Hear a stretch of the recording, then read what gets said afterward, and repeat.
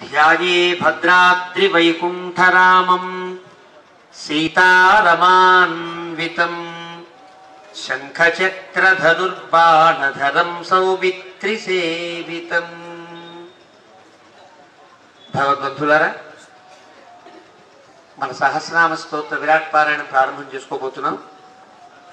ముందుగా అందరికీ స్వామివారి యొక్క ప్రసాదంగా శ్రీ విష్ణు సహస్రనామ స్తోత్ర పుస్తకాలు అందరికీ ప్రసాదంగా ఇవ్వబడతాయి. ఆ పుస్తకాలు స్వీకరించిన తరువాత ముందుగా లక్ష్మీ అష్టోత్తర శతనామ స్తోత్రం పారాయణం చేస్తాము. ఆ తరువాత విష్ణు సహస్రనామ స్తోత్ర పారాయణం ప్రారంభం అవుతుంది.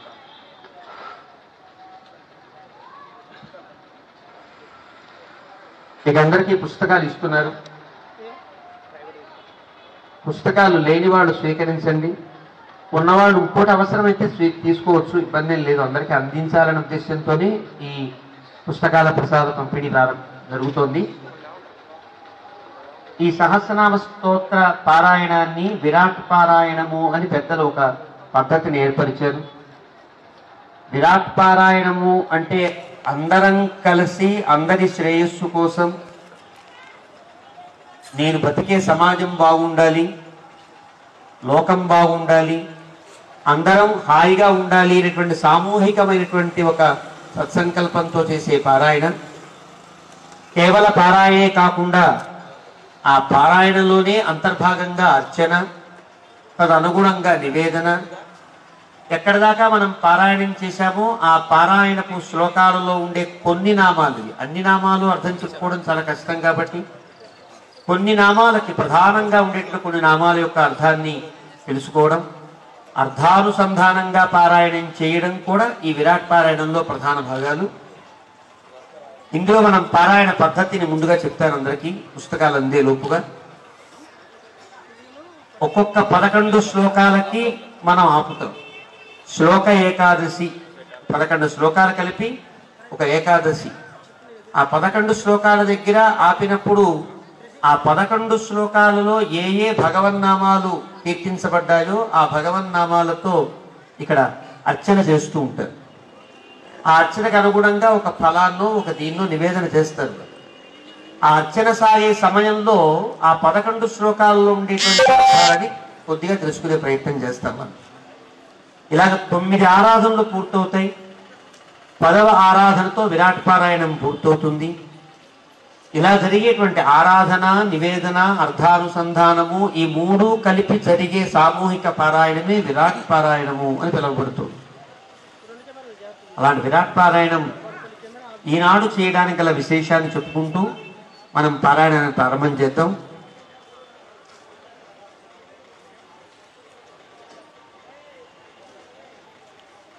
ఈరోజు భీష్మ ఏకాదశి పర్వదినం. భీష్మ ఏకాదశి అంటే చాలా గొప్ప ఏకాదశి.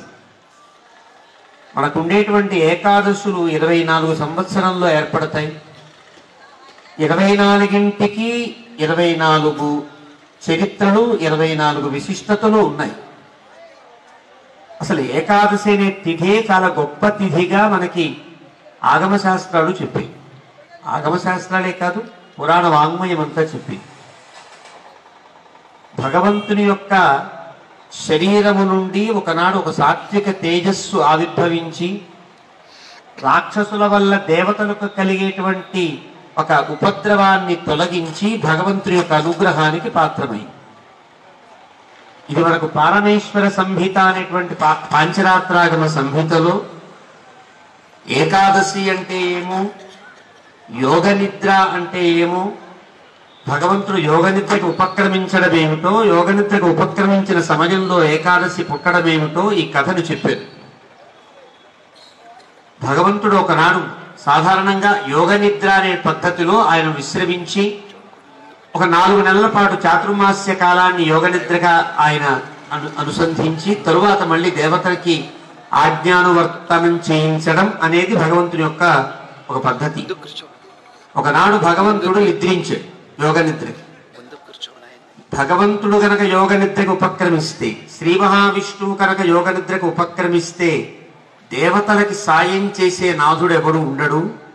ఆ సమయంలో కనుక రాక్షసులు అందరము ఒక మూకుమ్మడిగా దేవతల మీద కనుక విజృంభిస్తే దేవతలు బలహీనులై మనకి వశులైపోతారు అని ఒక రాక్షస ఉపాయాన్ని పన్ని భగవంతుడు పడుకున్న నాడి తర్వాత కొద్ది రోజుల తర్వాత వాళ్ళు విజృంభించడం ప్రారంభించారు. పాపం దేవతలకి వాళ్ళ వాళ్ళ బలాలు చాల, భగవంతుడి యొక్క సహకారం అవసరమైంది. కానీ భగవంతుడు యోగనిద్రకు ఉపక్రమించాడు. అలాంటి భగవంతుణ్ణి డిస్టర్బ్ చేయడం, నిద్ర లేపడం తప్పు కదా. ఎవరికి వారికి చాలా భయంగా ఉండిపోయిన సమయంలో ఇది గుర్తించిన భగవంతుని శరీరం మీద ఉండే ఒక సాత్విక శక్తి అని అంటారు. ఆ శక్తి ఆవిర్భవించి రాక్షసుల్ని హుంకరించి వారి యొక్క ఉపద్రవాన్ని తొలగించింది. రాక్షసులు భయపడి పారిపోయారు. భగవంతుడికి నిద్రకు ఆటంకం కలగల, దేవతలకి ఎలాంటి కష్టము కలగల. రాక్షసుల యొక్క మాయోపాయం ఛేదించబడింది. రాక్షసులు నిర్వీర్యులై పారిపోయారు. 4 నెలల తర్వాత భగవంతుడు మేలుకున్నాడు. మేలుకొని తెలుసుకున్నాడు ఈ చరిత్రని. ఓహో, నా నుండి ఆవిర్భవించినటువంటి శక్తి ఎంత అద్భుతమైన పని చేసింది. నా నుండి నేను నిద్రకు ఉపక్రమించిన తరువాత 11వ రోజు నా నుండి నీవు ఆవిర్భవించావు కాబట్టి నీకు ఏకాదశి అని పేరు అని పెట్టాడు. భగవంతుడు యోగ నిద్రకు ఉపక్రమించిన తరువాత పుట్టింది కదా 11వ రోజు. 11వ రోజు పుట్టింది అని నీ పేరు ఏకాదశి అని పెట్టాడు. అప్పటిదాకా తిథులకు పేర్లు లేవు. ఆనాటి నుండి పౌర్ణమికి ముందు 15 రోజులు, అమావాస్యకి ముందు 15 రోజులు లెక్కించుకోవడం తప్ప ఈ తిథికి ప్రాధాన్యము అంటూ లేకపోయిన సమయంలో ఏకాదశి పుట్టి ఏకాదశికి ముందు ఉండేటువంటి తిథులన్నీ ఆయా సంఖ్యావాచకములై, తర్వాత ఉండేటువంటి తిథులన్నీ ఆ కృష్ణపక్షపు సంఖ్యావాచకములై విరాజిల్లాయి అంటూ మనకి పెద్దలు ఒక ఏకాదశి యొక్క ఆవిర్భావాన్ని చెబుతారు.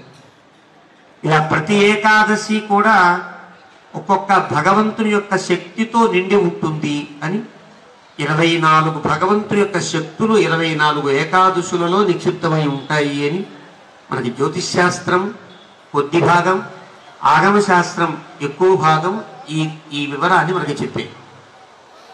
కార్తీక మాసంలో ఉండేటువంటి భగవంతుడు, ఆ కార్తీక మాసం అంతా కూడా ఒక భగవంతుని యొక్క స్వరూపం. మార్గశిరం అంతా ఒక భగవంతుని యొక్క శక్తి స్వరూపం. మార్గశిర మాసాన్ని కేశవ అనే భగవంతుడి యొక్క శక్తి స్వరూపంగా భావిస్తారు. అలా మార్గశిరం దగ్గర నుంచి మళ్ళీ కార్తీకం దాకా ఉండేటువంటి 12 మాసాలు 12 నామాలకు సంకేతంగా కేశవ, నారాయణ, మాధవ, గోవింద, విష్ణు, మధుసూదన, త్రివిక్రమ, వామన, శ్రీధర, హృషికేశ, పద్మనాభ, దామోదర అని ఈ 12 నామములే 12 మాసములకు అధిష్టాతలుగా ఉంటారు అని. ఇలా ఉండేటువంటి ఈ మాసములలో వచ్చే 2 ఏకాదశులకి, శుద్ధ ఏకాదశులకు ఈ కేశవనామాది దేవతలే అధిపతులుగా ఉండి, ఆ తర్వాత కృష్ణపక్షంలో ఉండేటువంటి ఆయా నామాలకి పురుషాది దేవతలు 12 శక్తులుగా ఉంటారు అని. 24 శక్తులకు 24 దేవతలు భగవంతుని యొక్క తేజస్సులే అధిష్టాతాలుగా ఉంటాయి, అధిష్టాత శక్తిగా ఉంటుంది అని మనకి ఆగమ శాస్త్రం చెప్పింది. యోగ నిద్ర అనేది భగవంతునికి చాలా ఇష్టమైనదిగా కూడా ఆ సంహిత చెప్పింది. ఒకనాడు ఆ యోగ నిద్ర భగవంతుని ప్రార్థించి, నేను నీకు మాయవి కదా, నువ్వు నా మాయతోనే కదా ఈ సృష్టి అంతా స్థితి అంతా చేస్తున్నావు. లక్ష్మీదేవికి నీ వక్షస్థానంలో స్థానం ఇచ్చావు, భూదేవికి నీ నాభిస్థానంలో స్థానం ఇచ్చావు, నీలాదేవికి నీ పాదస్థానంలో స్థానాన్ని కల్పించావు. మరి నన్ను అక్కును చేర్చుకోవా, నన్ను కూడా నీ పత్నిగా స్వీకరించవా అని అడిగింది సనత్కుమారుడు చెబుతాడు ఈ కథని నారద మహర్షి.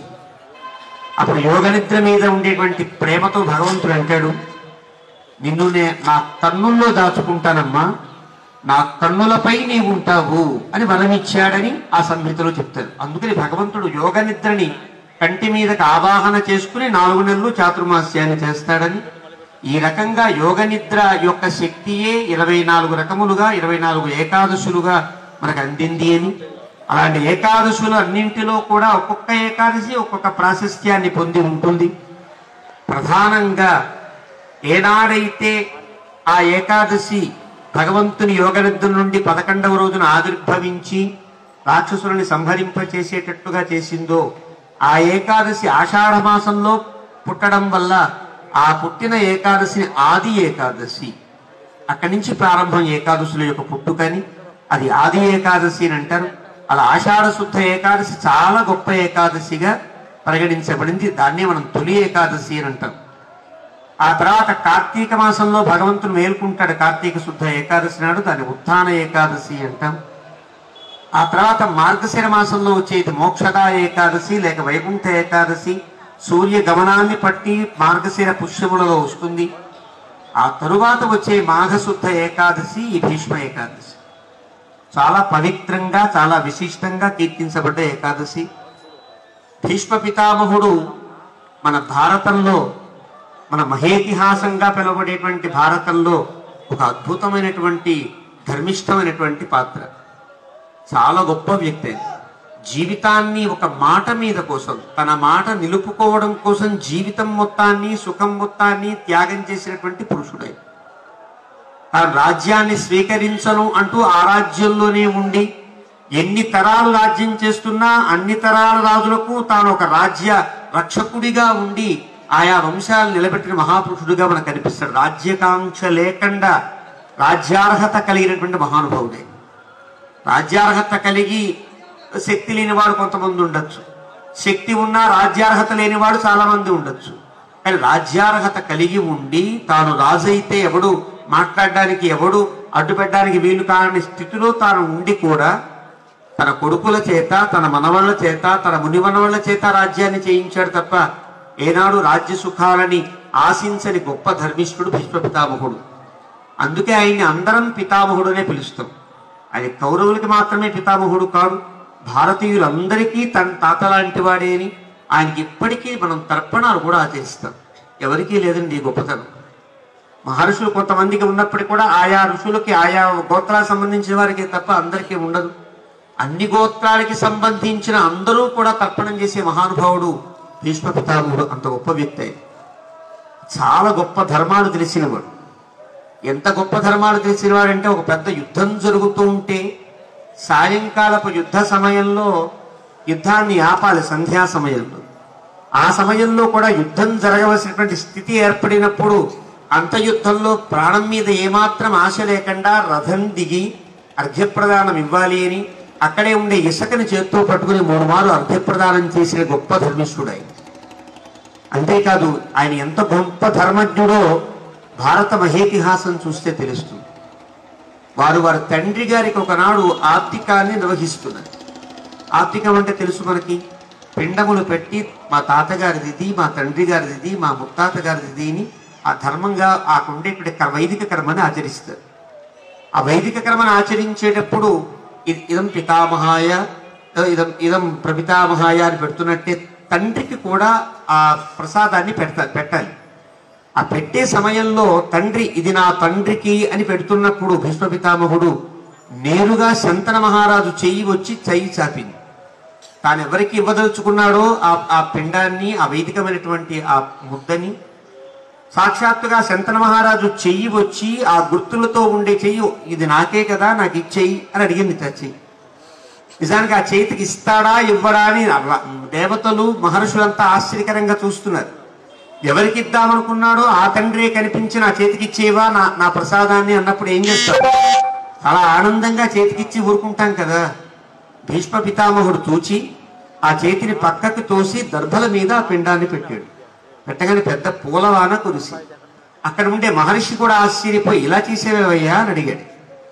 శాస్త్రం ఏం చెప్పింది? దర్భల మీద కదా పెట్టమని చెప్పింది, చేతులకు ఇవ్వమని చెప్పలేదు కదా. శాస్త్రం చెప్పినట్టు వినకపోతే మనం దేనికి, మన ధర్మజ్ఞత దేనికి అంటే అతని యొక్క ధర్మజ్ఞతకు, ధర్మ నిష్టకు పెద్దలంతా కూడా సంతోషించి ఈ మహానుభావుడినా అంటూ మహర్షులు సైతం భీష్మ పితామహుడిని గౌరవించేంత స్థాయిలో తాను ఉండేవాడు. ఎందుకు ఇదంతా చెప్పానంటే, ఆ భీష్మ పితామహుడు అంపశయ్య మీద ఉన్నాడు. కొద్ది కాలం మళ్ళీ ఎప్పుడు ఏకాదశి వస్తుందా, ఎప్పుడు ద్వాదశి ఘడియల్లో తాను కడతేరుదామా అని ఎదురు చూస్తున్నాడు. చూస్తున్న సమయంలో కృష్ణ స్వామికి, కృష్ణ పరమాత్మకి అలా కాదు, భీష్మ పితామహుడు కనుక దేహాన్ని విడిచిపెడితే అనేక ధర్మాలు, ధర్మ సూక్ష్మాలు, ధర్మ విశేషాలు చెప్పేటువంటి వాళ్ళు ఎవరు ఈ లోకంలో లేరు. ధర్మరాజును ప్రోత్సహించి వెళ్ళను, నువ్వు నీ నుంచుని ధర్మాలన్నీ అడగండి అని చెప్పాడు. ధర్మరాజు ఏమాత్రం సంకోచించకుండా యుద్ధ రంగంలోని వినయవంతులై వైదికమైన వేషాన్ని ధరించి వారంతా కూడా పితామహుడు సన్నిధిలో ఉంటే ఎన్నెన్నో ధర్మాలు చెప్తాడు ఆయన. ఆయన చేసిన ధర్మ ఉపన్యాసం అద్భుతంగా అనిపిస్తుంది మనకి భారతంలో. ధర్మరాజు ఎంతకంటే గొప్పవాడు కదా.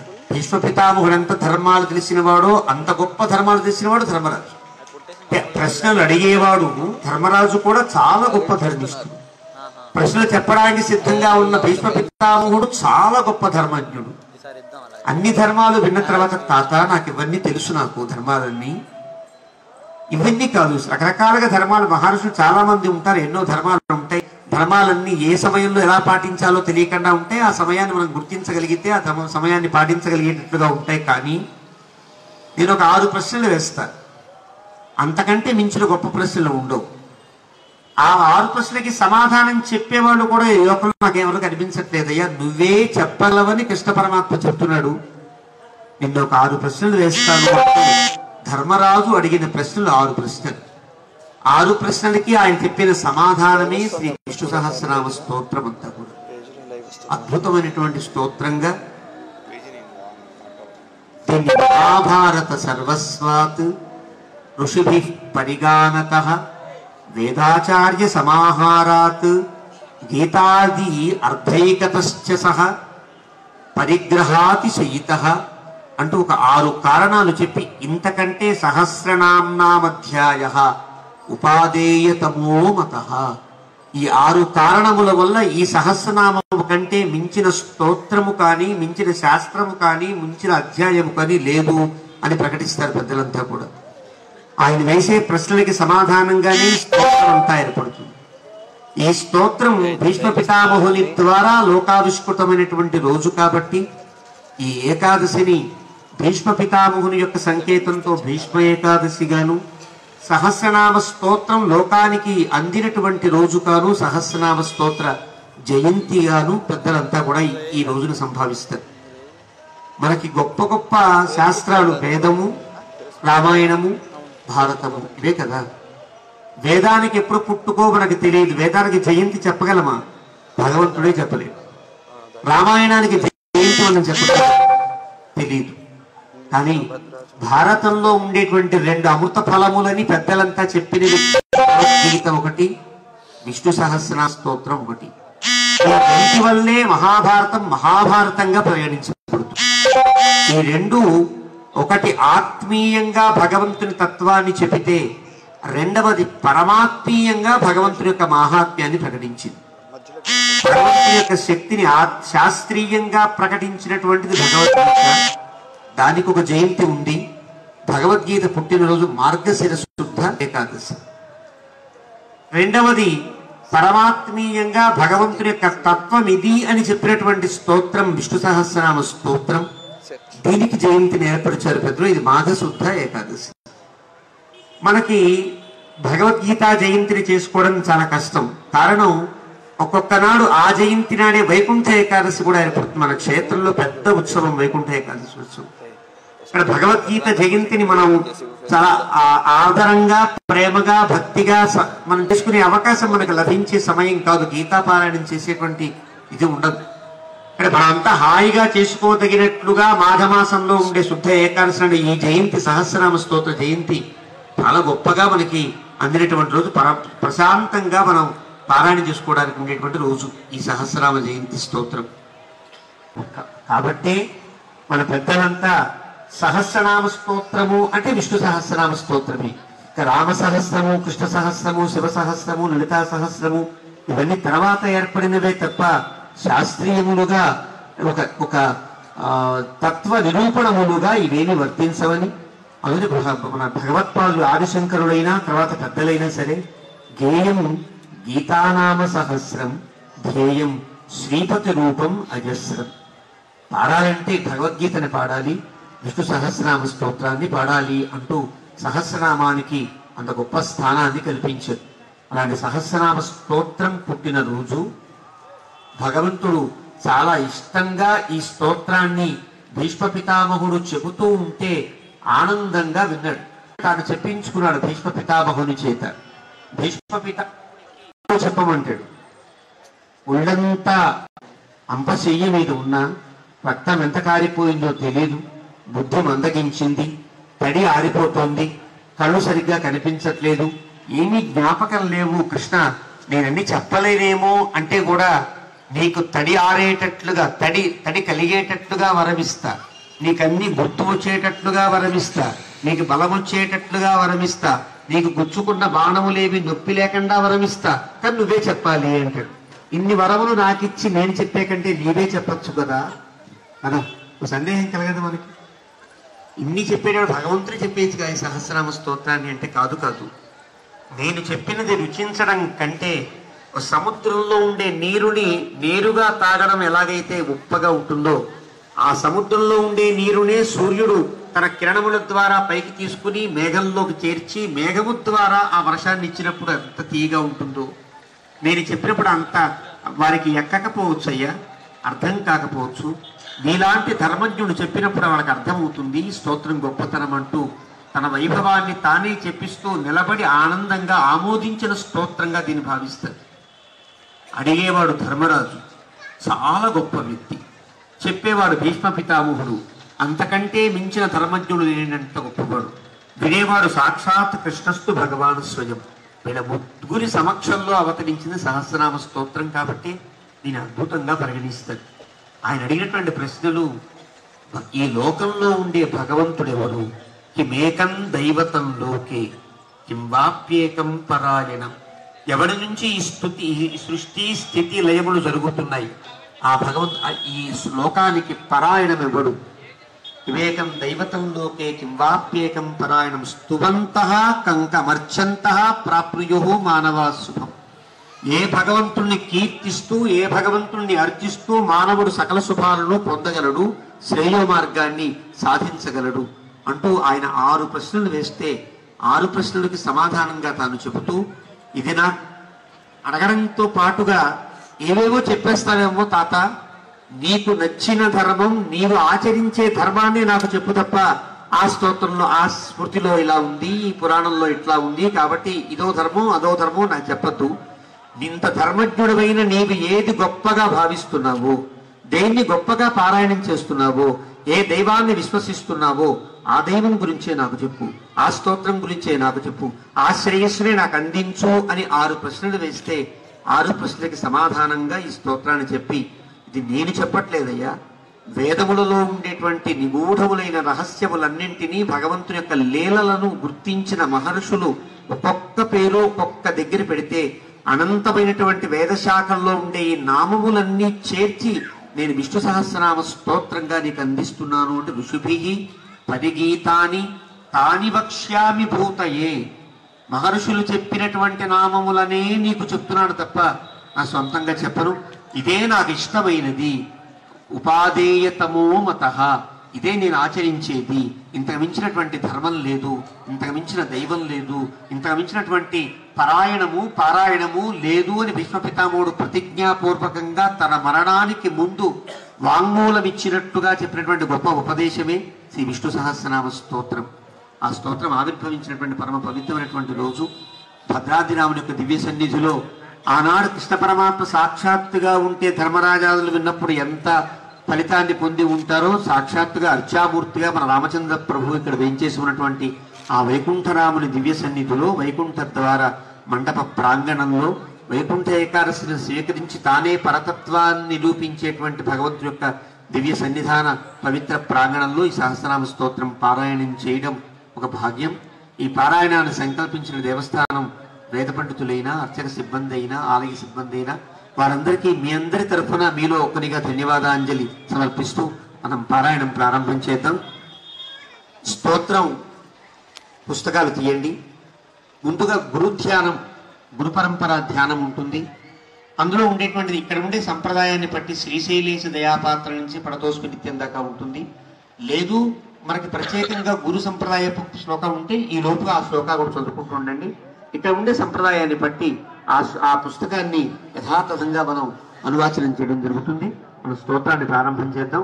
ముందుగా రామచంద్ర ప్రభు యొక్క ఆ రూపం మనందరికీ తెలుసు, నిత్యము సేవిస్తున్నాం. ఆ రూపాన్ని మనస్సులో నిండా సేవించి, ఈ రూపంగా ఆ ప్రతిరూపాలు మనకు ఉన్నాయి.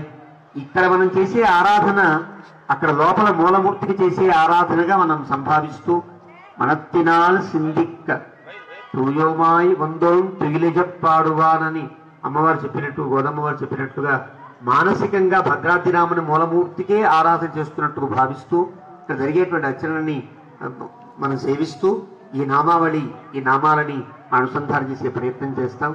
కేవలం స్తోత్ర పారాయణ అంటే అర్థానుసంధానంగా చేయడం చాలా అవసరం.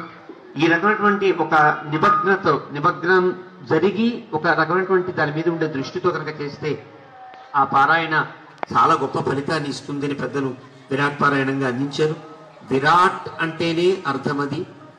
ఏ దీనికంటే, ఏ పారాయణం కంటే, ఏ భగవత్ స్వరూపానికంటే వేరే గొప్ప భగవత్ స్వరూపమో వేరే పారాయణమో లేదో దానికి విరాట్ అని పేరు. రాట్ అంటే రాజు అని అర్థం. విరాట్ అంటే తనకంటూ ఇంకో రాజు లేకుండా ఉండే రాజు, అంటే రాజాధిరాజు అంటామే. దేనికంటే గొప్పది లేదో ఆ పారాయణకి విరాట్ పారాయణము అని పేరు. అలాంటి విరాట్ పారాయణం మనం చేసుకోబోతున్నాం. ముందుగా ఆ గురు పరంపర ధ్యానాన్ని ప్రారంభం చేద్దాం. ముందుగా ఇక్కడ భగవంతుడికి హారతినిస్తారు. హారతిని సేవించి మనం పారాయణ ప్రారంభం చేద్దాం.